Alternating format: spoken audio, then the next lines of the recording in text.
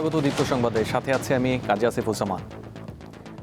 BNP chairperson Begum Khaleda জিয়াকে বিদেশে নিতে কাতারের আমিরের ব্যবস্থাপনায় আজ জার্মানি থেকে আসছে এয়ার অ্যাম্বুলেন্স। বিকেল ৫টায় এটি শাহজালাল বিমানবন্দরে অবতরণ করবে বলে জানিয়েছে কাতার দূতাবাস। সাবেক প্রধানমন্ত্রীকে উন্নত চিকিৎসার জন্য লন্ডন নেওয়া হবে, তবে কখন নেওয়া হবে তা এখনও নিশ্চিত করেনি বিএনপি। রাজধানীর এভারকেয়ার হাসপাতালের সামনে থেকে বিএনপি চেয়ারপারসনের শারীরিক অবস্থার খবর নিয়ে যোগ দিচ্ছেন সহকর্মী সানজিদা প্লাবনী।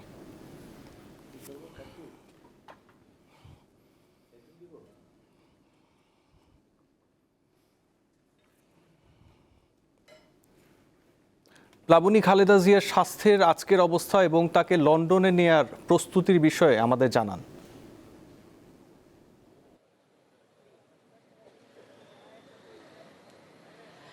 সবশেষ অবস্থা যদি জানাতে হয়, আনুষ্ঠানিকভাবে গত পরশু তার শারীরিক অবস্থা সম্পর্কে আসলে আমাদেরকে জানান তার ব্যক্তিগত চিকিৎসক এজেডএম জাহিদ হোসেন। এরপরে আসলে আমরা যতটুকু বিভিন্ন সূত্রের মাধ্যমে জানতে পেরেছি, এটাকে বলা যেতে পারে সংকটাপন্ন।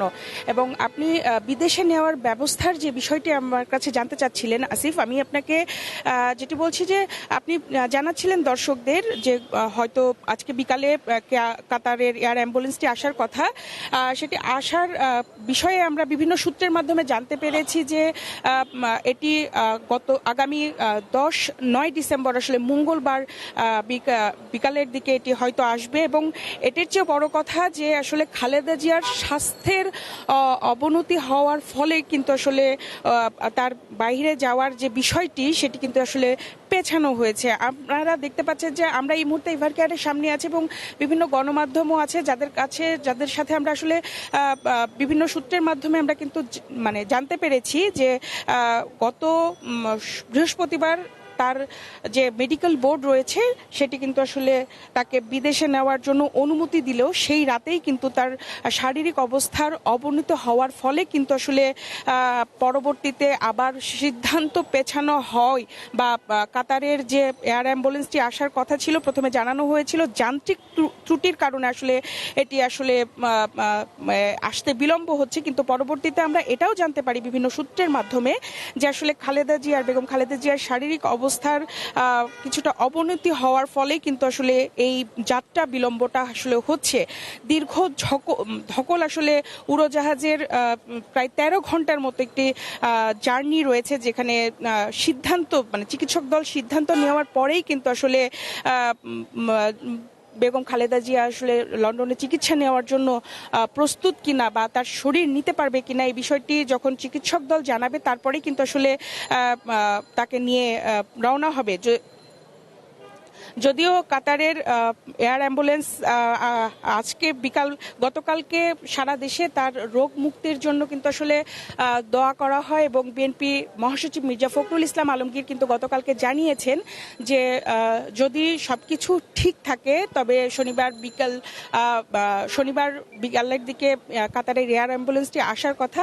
কিন্তু আমরা বিভিন্ন সূত্রের মাধ্যমে জানতে পেরেছি যে এখন পর্যন্ত কিন্তু আসলে এটি আগামী 9 ডিসেম্বর বাংলাদেশে অবতরণ করার কথা আছে এবং এরপরে যদি খালেদা জিয়ার শারীরিক অবস্থার উন্নতি হয়, সেক্ষেত্রে উনি বিদেশে ভ্রমণ করার মতো শারীরিক অবস্থায় থাকেন, সেক্ষেত্রে তাকে বিদেশে উন্নত চিকিৎসার জন্য নিয়ে যাওয়া হবে।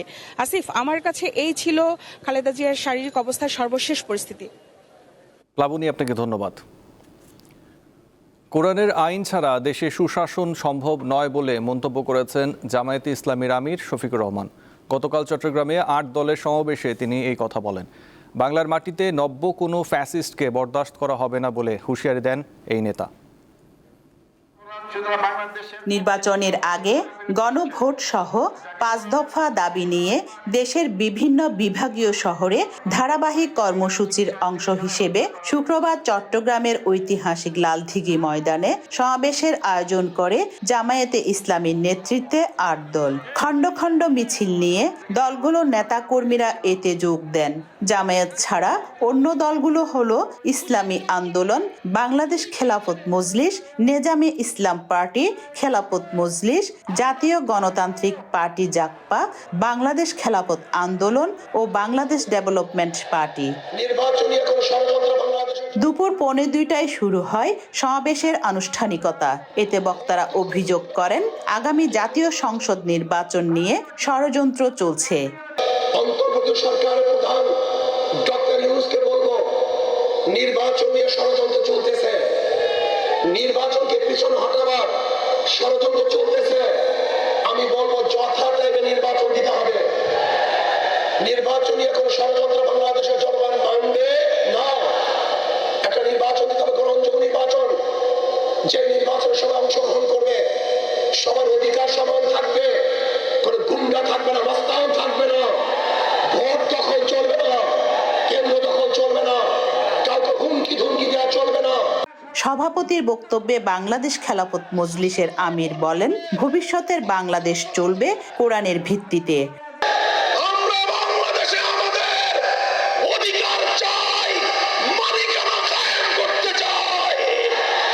ইসলাম যে বৈষম্যহীন সমাজ ব্যবস্থা উপহার দিয়েছে, বিশেষ করে অর্থনীতির ক্ষেত্রে ইসলাম যে সুষম বন্টনের অর্থ ব্যবস্থা উপহার দিয়েছে, একটি শ্রেণী বিশেষের কাছে রাষ্ট্রের যাবতীয় সম্পদ কুক্ষিগত হবে, সেই বিজাতীয় পুঁজিবাদী অর্থ ব্যবস্থার কবর তৈরি করে সেই ধ্বংসস্তূপের উপর আল্লাহর কোরআনের অর্থ ব্যবস্থা বাস্তবায়ন করা হবে ইনশাআল্লাহ। প্রধান অতিথি হিসেবে বক্তব্য রাখেন জামায়াতে ইসলামের আমির। তিনি বলেন, কোরআনের আইন ছাড়া সুশাসন সম্ভব নয়। আমরা বাংলাদেশের 18 কোটি মানুষের আকাঙ্ক্ষার বিজয় চাই, আর সেই আকাঙ্ক্ষার বিজয় হবে কোরআনী আইনের মাধ্যমে ইনশাআল্লাহ। এর বাইরে গিয়ে এটা প্রমাণিত হয়ে গেছে, কোনো কিছু দিয়ে এর বাংলাদেশকে এগিয়ে নেওয়া সম্ভব নয়, সুশাসন প্রতিষ্ঠা করা সম্ভব নয়।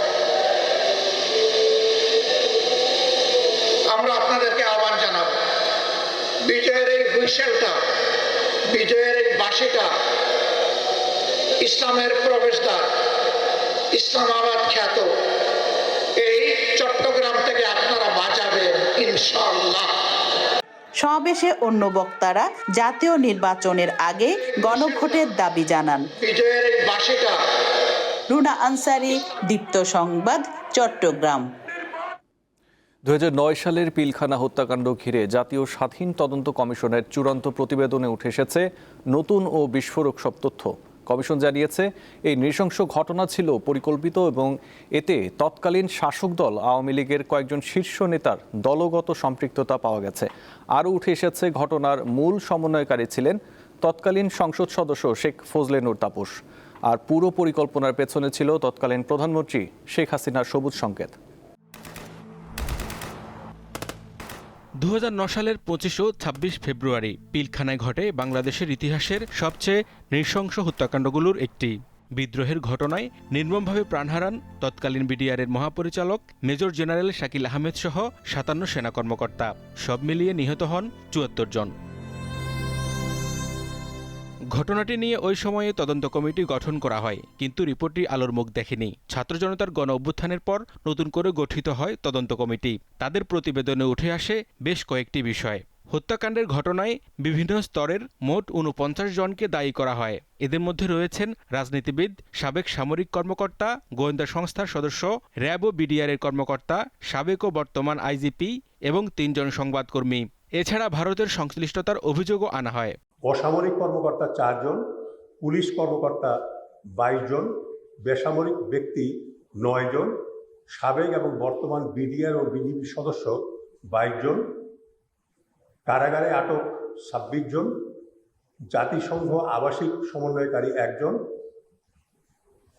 সাংবাদিক 3 জন। তদন্তে বিডিআর হত্যাকাণ্ডে তৎকালীন ক্ষমতাসীন দল আওয়ামী লীগের সরাসরি জড়িত থাকার শক্তিশালী প্রমাণ পাওয়া গেছে বলে উল্লেখ করা হয়। আরও বলা হয়, এই হত্যাকাণ্ড পরিকল্পিত এবং এর পেছনে প্রধান সমন্বয়কের ভূমিকা পালন করেন তৎকালীন সংসদ সদস্য শেখ ফজলেনুর তাপস। পুরো ঘটনাটি সংঘটিত করার ক্ষেত্রে তৎকালীন প্রধানমন্ত্রী শেখ হাসিনার গ্রিন সিগন্যাল ছিল। ঘটনার দায় নিরূপণের ক্ষেত্রে তদন্ত কমিশন প্রধান বলেন, তৎকালীন সরকার প্রধান থেকে শুরু করে পুলিশ, র্যাব ও গোয়েন্দা সংস্থাগুলোর রয়েছে চরম ব্যর্থতা। কেন সেনাবাহিনী সামরিক পদক্ষেপ নিলেন না? নৃশংস এই হত্যাকাণ্ডের শিকার পরিবারগুলো দীর্ঘ 16 বছর ধরে ন্যায় বিচারের অপেক্ষায়, কিন্তু সেই বিচার পাওয়া নিয়ে এখনও তারা সন্দিহান। আমার বাবা এই হত্যাকাণ্ডে বাধা দেওয়ায় আমার বাবাকে লোহার স্ট্যান্ড দিয়ে পিটিয়ে পেটে ক্ষতবিক্ষত করে পরে ব্রাশ ফায়ার করে আমার বাবাকে হত্যা করে গণকবরে নিক্ষেপ করে। যারা এটার সাথে জড়িত না তাদের শাস্তি না হয়, যারা এটাতে জড়িত তাদের শাস্তি হইতেই হবে, এটাই আমরা চাই। জাতীয় তদন্ত কমিশনের সদস্য অবসরপ্রাপ্ত ব্রিগেডিয়ার জেনারেল হাসান নাসির ঘটনার গভীরে যাওয়ার চেষ্টা করলে হেনস্থার অভিযোগ করেন তিনি। পরে নোট অফ ডিসেন্ট দিয়ে পদত্যাগ করেন।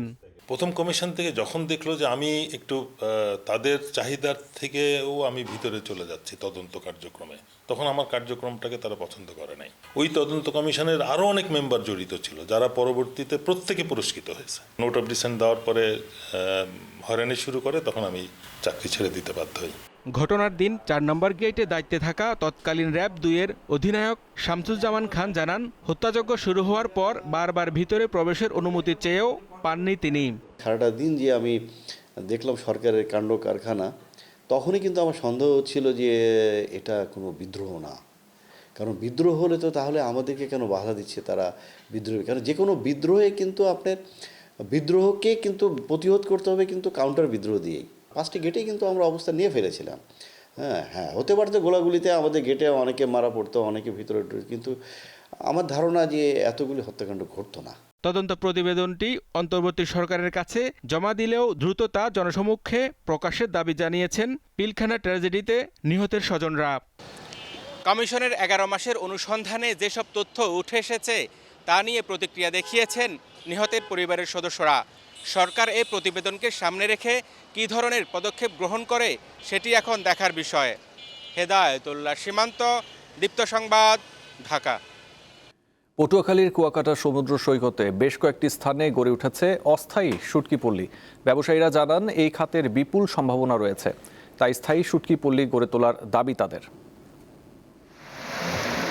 এটি পটুয়াখালীর কুয়াকাটা সমুদ্র সৈকতের লেম্বুর বন সংলগ্ন শুটকি পল্লী। শুধু লেম্বুর বন সংলগ্ন শুটকি পল্লীই নয়, সৈকতের ঝাউবন ও কাওয়ারচর এলাকাসহ অন্তত 5টি স্থানে অস্থায়ী শুটকি পল্লী রয়েছে। বন বিভাগের প্রায় 2 একর জায়গার ওপর নভেম্বর থেকে শুটকি উৎপাদন শুরু করেন ব্যবসায়ীরা। সমুদ্রের সাথে হওয়ায় পর্যাপ্ত মাছের সরবরাহ থাকে এখানে, কিন্তু স্থায়ী জায়গা না থাকায় মাত্র 3 মাস পরেই নানা ধরনের সংকটে পড়তে হয় তাদের। তাই 12 মাস উৎপাদনের সুযোগ করে দিতে স্থায়ী পল্লী গড়ে তোলার দাবি জানান ব্যবসায়ী ও শ্রমিকরা। এখন ব্যবসা করে আমরা 3 মাস, এই 3 মাসের যে ব্যবসা করি বদলা লোকজন খাড়াই আমাদের পোষায় না। এখন এটা হলো বন বিভাগের জায়গা, এখন এখানেও মনে করেন খুব ক্রাইসিস, দেওয়া যায় না। শুটকি পল্লীতে আমরা কাজ করতে পারি না, 6 মাস করে আর 6 মাস বসে থাকি। এই সরকার যদি আমাদের নির্ধারিত একটা জায়গা দেয় তাহলে আমরা খুব শান্তিতে থাকতে পারবো। স্বাস্থ্যসম্মতভাবে শুটকি উৎপাদনে প্রয়োজনীয় সুযোগ করে দিতে আলোচনা চলছে বলে জানান এই কর্মকর্তা। স্টেকহোল্ডারের সাথে কথা বলে ইতিমধ্যেই কিন্তু বিষয়টা আমরা অবহিত করেছি ঊর্ধ্বতন কর্তৃপক্ষকে, এবং সরকার এটা বিষয় পজিটিভ, কারণ এটা একটা বড় সেক্টর আমাদের। এই সেক্টরটাকে আমরা যদি এক্সপানশন করতে পারি, এটা সরকার এবং রাষ্ট্রের জন্য সুবিধা। এসব পল্লীতে বাঁশের মাচা বানিয়ে রোদে শুকিয়ে তৈরি করা হয় মানসম্মত শুটকি। পোয়া, সোনাপাতা, রূপচাঁদা, শাপলা পাতা, চাপিলা, ইলিশ, চিংড়ি সহ প্রায় 50 প্রজাতির মাছের শুটকি হয়। কীটনাশক ছাড়া শুধু লবণ ব্যবহার করে প্রক্রিয়াজাত করায় আলাদা খ্যাতি রয়েছে এখানকার শুটকির। সাদিয়া চৌধুরী, দীপ্ত, বার্তা কক্ষ।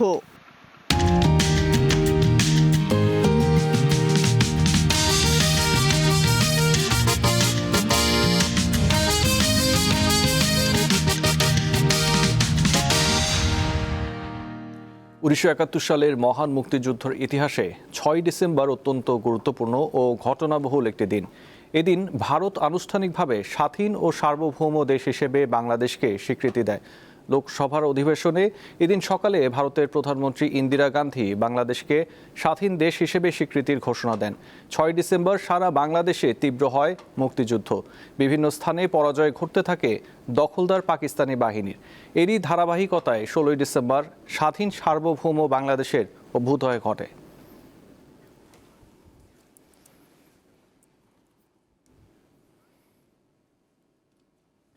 পাকিস্তান ও আফগানিস্তান সীমান্তে আবারও উত্তেজনা ছড়িয়ে পড়েছে। শনিবার মধ্যরাতে দুই দেশের সেনাবাহিনীর মধ্যে ব্যাপক গোলাগুলি হয়েছে, তবে তাৎক্ষণিকভাবে কোনো হতাহতের খবর পাওয়া যায়নি।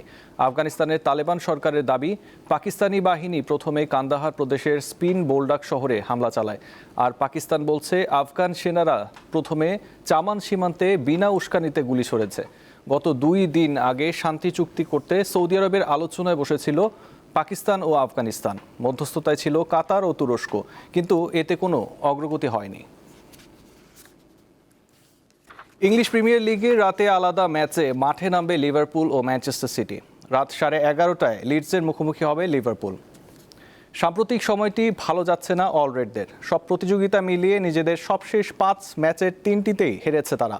লিগে 14 ম্যাচে 22 পয়েন্ট নিয়ে তারা আছে 9 নম্বরে। তাই নিজেদের অবস্থান পরিবর্তন করতে লিডসের বিপক্ষে জয় ভিন্ন কোনো ভাবনা নেই আর্নি স্লটের শিষ্যদের। আরেক ম্যাচে রাত 9টায় সান্ডারল্যান্ডের বিপক্ষে খেলবে ম্যানচেস্টার সিটি। 14 ম্যাচে 28 পয়েন্ট নিয়ে টেবিলের দ্বিতীয় অবস্থানে আছে গার্দিওলার শিষ্যরা।